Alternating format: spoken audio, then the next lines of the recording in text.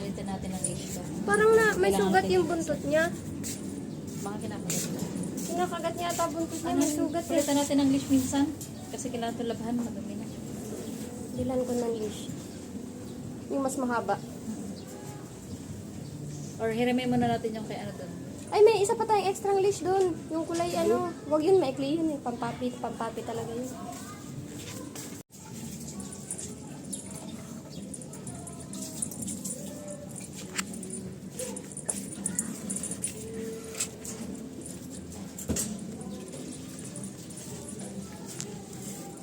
Ikot-ikot lang sila oh.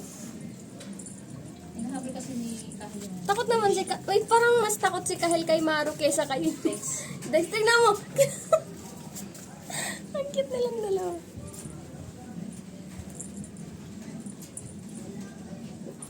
Tinatali ka yata ni Kahel Maru ah.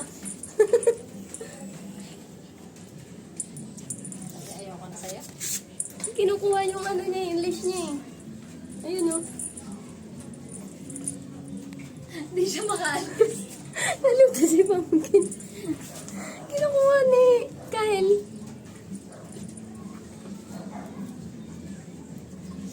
Pasok ka na, inside na Maru. Nag-i-enjoy pa siya. Minsan lang nangyari ito buong buhay niya na nag-stay siya dito.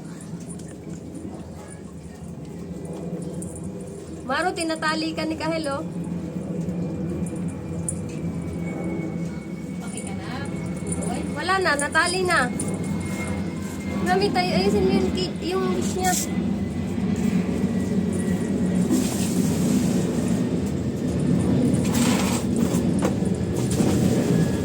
Natali ikaw, Maru. Wait lang, Maru, ha. Yan, sige, go. Ay, very good si Maru, ha.